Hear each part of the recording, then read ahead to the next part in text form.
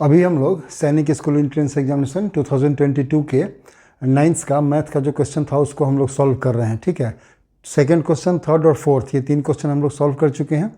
Playlist बना हुआ है इसी नाम से, उसमें रहेगा। ये तीनों क्वेश्चन पहले से है। अभी हम लोग पहला क्वेश्चन और fifth and sixth, first, fifth and sixth, इन तीनों को सॉल्व करेंगे।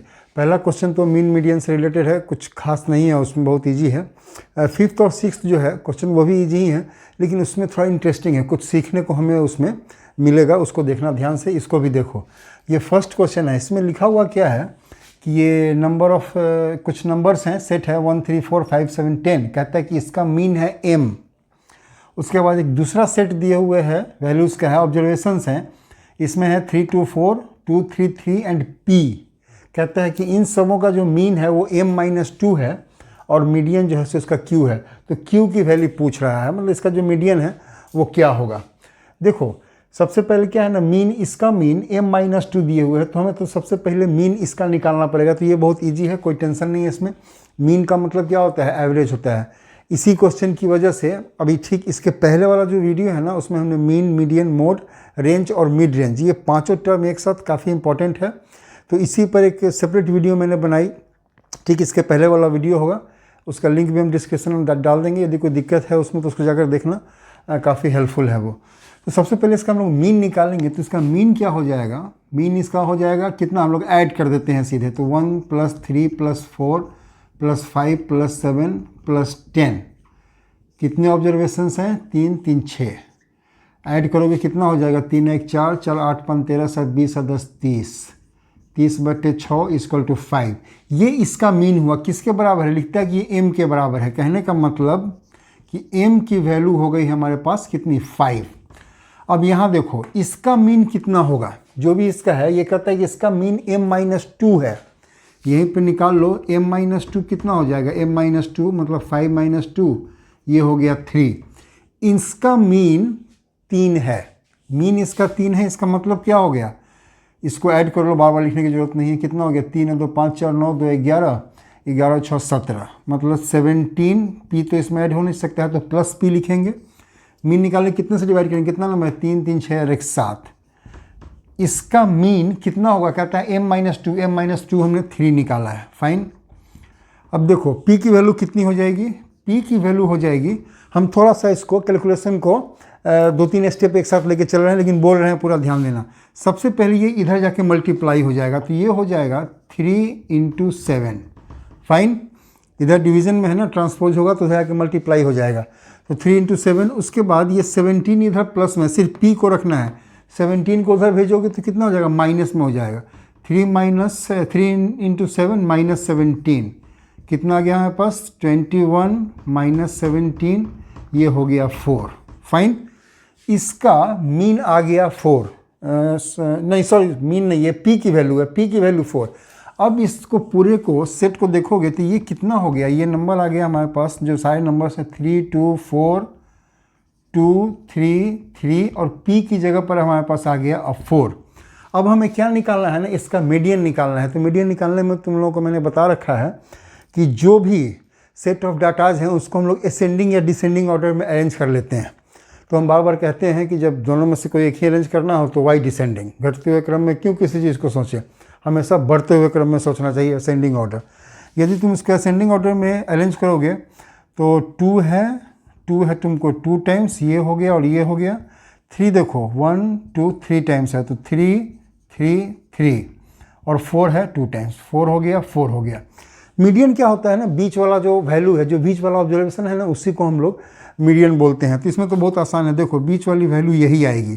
3 वैल्यू इधर और 3 वैल्यू इधर, सीधे आ गया। इसका एक फार्मूला भी है, तुम लोग चाहो तो उससे भी निकाल सकते हो। इसका फार्मूला होता है n+1/2 एथ वैल्यू। इसकी जो वैल्यू आ जाएगी वही इसका मीडियन नहीं हो जाएगा। इतना वाला वैल्यू, इतना जो डाटा सेट, जो नंबर्स दिए हुए हैं ना, उसमें जो इस पोजीशन पे आएगा वही तुम्हारा मीडियन होगा। देखो कितनी वैल्यू हो जाएगी इसकी। n का मतलब होता है नंबर ऑफ ऑब्जर्वेशंस, कितने ऑब्जर्वेशंस या कितनी वैल्यूज दी हुई हैं। कितनी वैल्यूज हैं, 3 3 6 1 7 है। तो 7 + 1 8, 8/2 यही हो गया ना, कितना हो गया 4, लेकिन 4 नहीं है, ये फोर्थ वैल्यू। अब देखो कि जो डाटा दिया हुआ है इसमें फोर्थ वैल्यू कौन सी है, फर्स्ट सेकेंड थर्ड, नहीं सॉरी ये नहीं है, ये वाला, ये अरेंज करने के बाद इसमें देखो जब हमने असेंडिंग ऑर्डर में अरेंज कर दिया उसके बाद तो फर्स्ट सेकेंड थर्ड फोर्थ ये वाली वैल्यू है। तो ये जो मीडियन होगा, सॉरी हाँ मीडियन होगा इसका, वो हो जाएगा थर्ड। फोर्थ, ये बहुत बच्चे क्या करते हैं थोड़ा सा कन्फ्यूजन में 4 को ही लिख देंगे मीडियन, ये फोर्थ मीडियन नहीं होगा, ये फोर्थ वैल्यू जो है जो असेंडिंग ऑर्डर में हमने लगाया है उसमें जो फोर्थ पोजीशन पर वैल्यू है वही हमारा मीडियन होगा, तो इसका मीडियन होगा 3। तो ये एक क्वेश्चन था, क्वेश्चन नंबर था ये फर्स्ट, ठीक है।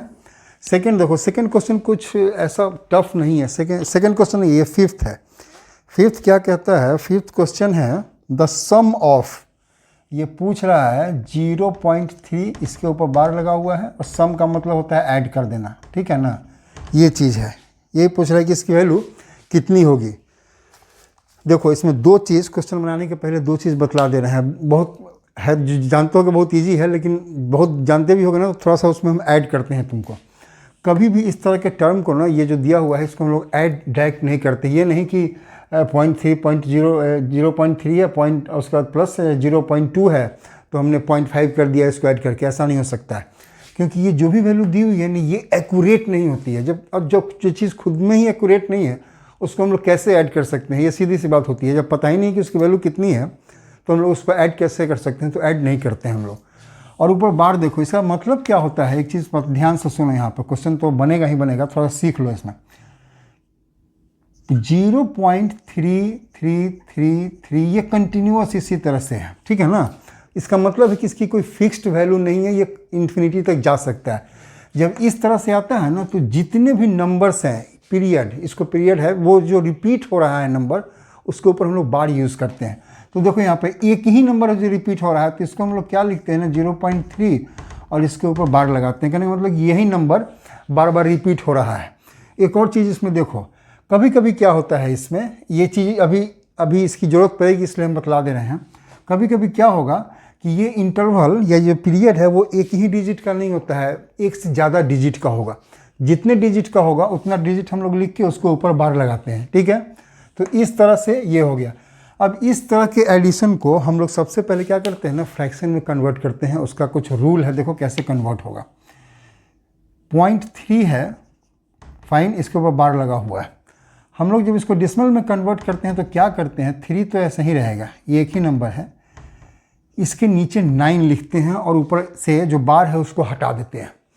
अब ये 9 है, एक ही बार, ये क्यों लिखते हैं ऐसा जितना ऊपर बार दिया हुआ है, हमने अभी कहा ना कि जितना बार ये नंबर रिपीट हो रहा है तो ये सेम नंबर ही बार बार रिपीट हो रहा है।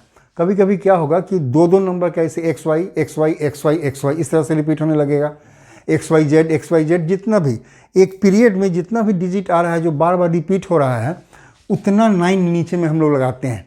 चूँकि यहाँ एक ही नंबर है 3, एक ही डिजिट है 3 जो बार बार रिपीट होता जा रहा है, तो हमने डेसिमल हटाया, ऊपर से बार हटाया और 3/9 कर दिया, ठीक है। ये इसी तरह से फ्रैक्शन में कन्वर्ट होता है। लाइकवाइज ये 0.2 बार ये कितना हो जाएगा, ये 2/9 हो जाएगा। ये बस यही सिंपल है। अब इसके बाद इस दोनों को हम लोग ऐड कर सकते हैं, कितना हो जाएगा 3/9 प्लस 2/3, हाँ ये 9 हो गया, ऊपर में 5 आ गया, ठीक है। यही हमारा इसका आंसर होगा, शायद ऑप्शन बी जो है सो इसका आंसर है, ठीक। ये हो गया फिफ्थ क्वेश्चन। सिक्स्थ क्वेश्चन क्या कहता है, ये प्रॉफिट एंड लॉस का है, ठीक है। इसको हम लोग दो तरह से सॉल्व करेंगे, लेकिन इस क्वेश्चन में ना एक चीज़ है सीखने वाला, एक खास तरह का क्वेश्चन होता है जो इसमें है। एक तरह से यदि हम लोग उसको पहले प्रोसेस जो सॉल्व करेंगे ना उसमें वो चीज़ हमें सीखने को नहीं मिलेगी, लेकिन सेकेंड प्रोसेस जो सॉल्व करेंगे उसमें हमें वो चीज़ सीखने को मिलेगी। ये क्वेश्चन क्या कहता है कि दिव्या परचेज्ड 11 बुक्स फॉर ₹10। ये था तुम्हारा फिफ्थ क्वेश्चन और ये है सिक्स्थ। देखो ये क्या कहता है, 11 बुक्स CP जो है इसका ₹10, ठीक है। उसके बाद कहता है कि and sold all books at 10 for ₹11। इसका जो बेचने का रेट है वो 10 बुक्स, इक्वल टू SP जो है वो है ₹11। ठीक है, कहता है कि हर प्रॉफिट और loss percentage, profit and loss, ये नहीं बोल रहा है कि इसको प्रॉफिट हुआ कि लॉस हुआ है, ये कह रहा है इसको निकालने के लिए और परसेंटेज में बतलाने के लिए। हम लोग इसका पहले प्रॉफिट एंड लॉस भी निकालेंगे, जो दोनों में से जो भी है, परसेंटेज भी निकालेंगे।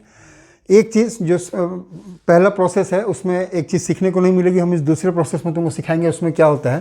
पहले इसमें देखो ध्यान से, कुछ बहुत भारी चीज़ नहीं है ये। 11 बुक्स और CP, पूरे बुक्स का CP निकालने के बाद जो परसेंटेज आएगा वो, और एक बुक का ही सेलिंग प्राइस और कॉस्ट प्राइस में जो गेन या लॉस होगा वो, दोनों का परसेंटेज हमेशा इक्वल रहता है। कहने का मतलब कि ये नेट अमाउंट में अंतर पड़ सकता है। एक ही रेट पे यदि एक बुक बेची गई है और उसी एक रेट पे यदि सेल की गई है, उसी रेट पे 100 बुक भी खरीदी जाए और 100 बुक्स को सेल भी कर दी जाए, परसेंटेज दोनों का बराबर ही रहेगा। वो गेन हो या लॉस हो, परसेंटेज दोनों का बराबर ही रहेगा। यदि इसमें हम लोग एक बुक का भी CP निकाल लें और एक बुक की SP निकाल लें, तभी भी जो हमें परसेंटेज मिलेगा वो हमारे लिए आंसर देगा ही देगा। देखो उसमें कैसे निकल सकता है। 11 बुक्स का CP ₹10 है, तो 1 बुक CP कितना हो जाएगा?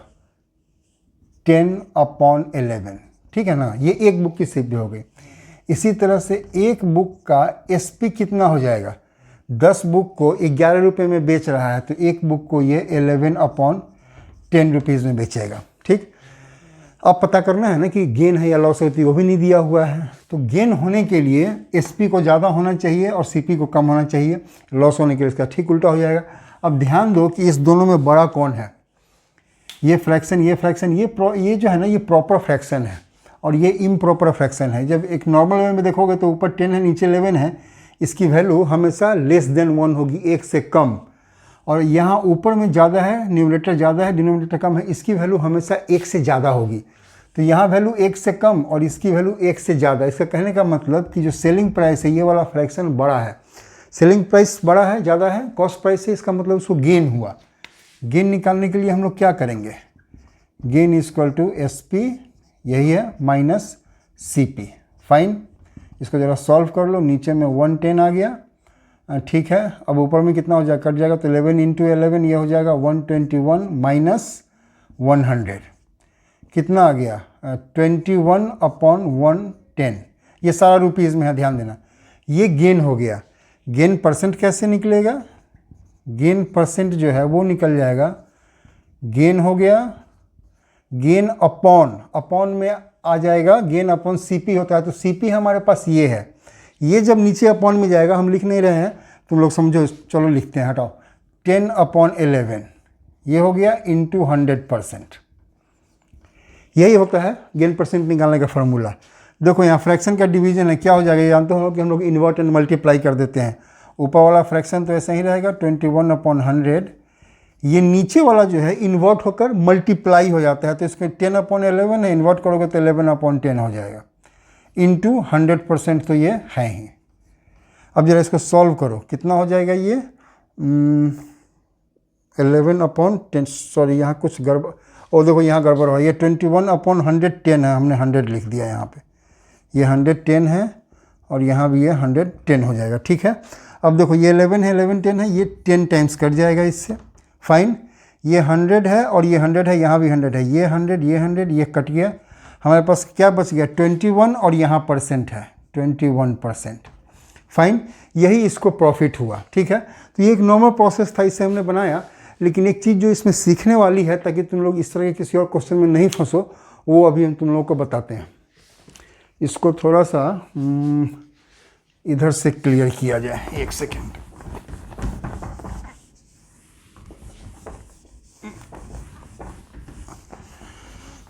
देखो, जब भी इस तरह का क्वेश्चन है ना, फर्स्ट में तो बहुत इजी दिए हुए हैं कि उसने 11 बुक्स को ₹10 में खरीदा, लेकिन उसमें सेकंड में जो उसने टर्म यूज़ किया है, जो स्टेटमेंट है, उसको ध्यान से सुनो। वो कहता है कि she sold all the books at 10 for ₹11। At 10 for ₹11 का मतलब क्या होता है? ये एक रेट है, ठीक है ना, सेलिंग का रेट है कि इस रेट से वो बेच रहा है। इसको समझाने के लिए हम तुमको चले जाते हैं। ये हमको याद आ रहा है किसी एक और क्वेश्चन में बहुत पहले मैंने बतलाया था, आज फिर बतला रहे हैं तुमको, इसको तुम लोग समझोगे। कभी मार्केट जाओगे ना, तो केले की बात चलती है या नींबू की बात चलती है, नींबू, उससे पूछोगे ना कि क्या रेट है नींबू का, तो कहेगा 10 में 2, मतलब 10 रुपये में 2 देंगे। इसका मतलब ये नहीं है कि वो 2 नींबू ही 10 में बेचेगा, वो तुमको 1 नींबू भी सेल कर सकता है, 12 नींबू भी सेल करता है, 10 नींबू भी सेल कर सकता है। तुम यदि इसी तरह केले का, बनाना का रेट पूछोगे केले का, तो क्या बोलता है कि इतने रुपये दर्जन है, इतने रुपये का दर्जन दिया। तो ये कि रेट दिया हुआ है, तो ये क्या है ना, ये रेट है कि वो 10 बुक को 11 रुपये के हिसाब से, यही रेट है, इस रेट से बेच रहा है। जबकि उसने बेचा कितना है, ऑब्वियस है, जब 11 बुक्स खरीदा है, टोटल का प्रॉफिट एंड लॉस निकाला है, तो 11 बुक्स ही उसने बेचा होगा। तो इस रेट से 10 बुक की कीमत, प्राइस, सेलिंग प्राइस यदि 11 है, तो 11 बुक्स की कीमत कितनी होगी, 11 बुक्स की सेलिंग प्राइस कितनी होगी, ये हमें निकाल लेना है। कहने का मतलब कि 10 बुक्स, इसकी सेलिंग प्राइस है ₹11, फाइन। एक बुक की सेलिंग प्राइस कितनी हो जाएगी, ये हो जाएगी 11/10। हमें कितना का निकालना है, 11 बुक्स, क्योंकि उसने 11 बुक्स खरीदी थी और लिख भी रहा है कि C sold all the books, all the books means 11 books. इसका सेलिंग प्राइस कितना हो जाएगा, इसका सेलिंग प्राइस हो जाएगा 11/10 इंटू 11, ये हो गया 121/10। ये इसका टोटल का टोटल सेलिंग प्राइस है। इसको यदि डेसिमल में ले आओगे कितना हो जाएगा, ₹12.10। यही हो गया इसका सेलिंग प्राइस टोटल 11 बुक्स का। कॉस्ट प्राइस कितना है, टेंशन की बात नहीं है, क्वेश्चन में ही दिया हुआ है कि 11 बुक्स को उसने ₹10 में खरीदा था। कॉस्ट प्राइस इसका ₹10 है। कॉस्ट प्राइस 10 और सेलिंग प्राइस 12.10, 12 रुपया 10 पैसा। ऑब्वियस है इसको प्रॉफिट हुआ, गेन हुआ। गेन लिखो, गेन कितना हो गया इसको, 12.10 माइनस 10.00, ये हो गया 2.10। यही इसका गेन हो गया। गेन परसेंट बहुत इजी है, gain percent, gain upon CP, CP कितना है 10 इंटू 100%। ठीक है, इसको काट लो। 2.10 को जब तुम 10 से मल्टीप्लाई करोगे कितना आएगा, डेसिमल जो है एक राइट हैंड साइड चला जाएगा, राइट साइड में वो एक शिफ्ट कर जाएगा, ये हो जाएगा 21%। तो यहाँ है सेम वही आंसर आया जो यहाँ आया हुआ था। तो ये इस तरह से भी तुम बना सकते हो। इस तरह से मैंने तुम्हें बताया इसलिए क्योंकि क्वेश्चन में जो दिए हुए हैं ना, आखिर उसको तुम लोग समझ सको, ताकि कहीं और इसी तरह का कुछ स्टेटमेंट आए तो उसको फंसो नहीं। जैसे ही ऐट का मतलब आए ना, तो समझ लो कि एट द रेट ऑफ दिए हुए है, रेट उसमें वर्ड नहीं लिखा हुआ है, लेकिन मतलब यही होता है कि C sold all the books at the rate of 10 books for ₹11। उसने इस रेट से बेच दिया। अब इस रेट से बेचा, यहाँ पे ये भी दे सकता था C sold all the books at 5 for ₹5.5 या कुछ भी। इसका मतलब है कि उसने 5 बुक को उतने रुपए के हिसाब से बेच दिया, इस रेट से बेच दिया। तो 5 बुक्स को उतना ही बेचा, तो बचा उसने टोटल कितना, 11 बुक्स, तो उसकी प्राइस निकाल लेंगे। तो इस प्रोसेस से वो निकलेगा। और इसमें तुम लोगों ने एक चीज़, उसमें तुम लोग सीखोगे भी कि एट द रेट, ये क्वेश्चन में कहीं एट दिया हुआ है तो उसका मतलब क्या होता है।